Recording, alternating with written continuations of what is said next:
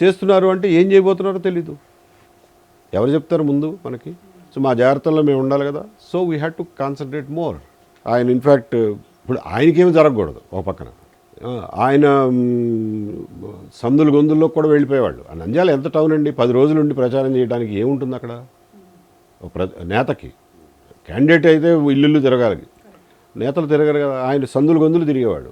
ఆ సందులు గొంతులు ఏమన్నా అయితే అది అని చెప్పి ఆయన ప్రయాణం చేసిన ఏరియాల్లో కూడా నేను ప్రత్యక్షంగా ఆయన ప్రయాణం చేసిన ఏరియాలో నేను కూడా వెళ్ళి, నేను సివిల్ డ్రెస్లో ఉంటాను కాబట్టి ఎవరు గుర్తుపట్టరు, వెళ్ళి అసలు భద్రతా ఏర్పాట్లు ఎలా ఉన్నాయి, ఈయన ఏం చేస్తున్నాడు, చూసుకుంటున్నారా సరిగ్గా లేదా అని చెప్పి నేను పరిశీలించి రావాల్సి వచ్చింది.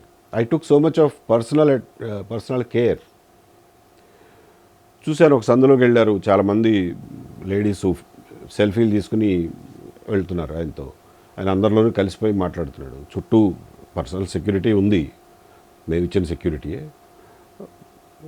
అక్కడ ఉన్న వాళ్ళందరికీ కొంచెం జాగ్రత్తలు చెప్పి, అరే జాగ్రత్తలు చూసుకోండి, ఏమీ తేడా రాకూడదు అని చెప్పి నా అంత స్థాయి వాళ్ళు వెళ్ళి అక్కడ పరిశీలించారు అంటే మా స్టాఫ్ కూడా కొంచెం అలర్ట్గా ఉంటారు.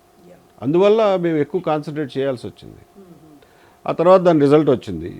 దాన్ని ఆయన ఏ రకంగా తీసుకున్నారో నాకు తెలియదు. చెప్పారు కదా, మామూలుగా అయితే బై ఎలక్షన్లో ఓడిపోతే ఆ ప్రజాభిప్రాయాన్ని గౌరవిస్తున్నామండి, ఇంకా మేము గట్టిగా పనిచేస్తాం ప్రజల అభిమానాన్ని చూరవడానికి అని అంటారు.